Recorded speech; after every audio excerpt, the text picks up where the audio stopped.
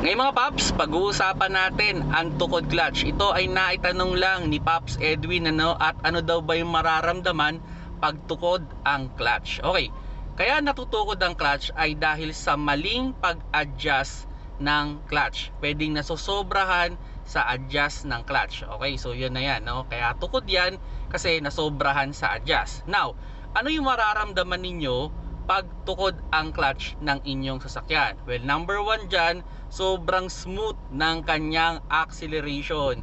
Kahit bigatan mo yung apak sa gas, ang kalma ng andar ng inyong sasakyan. That's number one. Number two, malakas siya sa gas. Yun nga, dahil nga kalmado yung takbo niya, sobrang lakas din niya sa gas. Kumbaga sayang yung power ng engine, hindi fully na itatransfer sa transmission. Thirdly, is pwedeng mangamoy ang inyong engine bay. Actually, maaamoy din nyo yan sa inyong loob, sa loob ng sasakyan, mangangamoy clutch o parang sunog na tinapay. So ngayon, ano yung, kung continuous nyong gagamitin ang isang sasakyan na tukod ang clutch, ano yung magiging effect? Well, masisira agad ang inyong clutch disc, o madadamay na rin, syempre dadamay nyo na rin dyan yung cover at yung kanyang bearing. So ang ending, gastos yan. Okay, so kasi pag yan ay nasunog, continuous yung ginagamit, ninipis yung clutch at masisira. Ang ending, i-slide na rin yung clutch ninyo.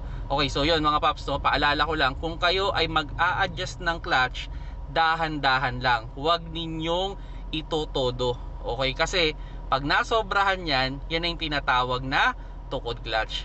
By the way, i-explain ko pala muna, ano ba tong tukod clutch pala? Sorry, hindi ko na na-explain yata doon sa unang video, pag tukod kasi yung clutch, isipin nyo na lang na parang naka-half clutch kayo. Okay, kumbaga hindi nyo man inaapakan yung clutch pedal, pero parang may nakaapak sa kanya na kalahati. So that's the tukod clutch. Okay, so yun mga Paps, kung nagustuhan nyo yung video, paki-like, at kung may question kayo na related sa clutch, just comment down below, at kung may additional kayong information, comment down below na lang.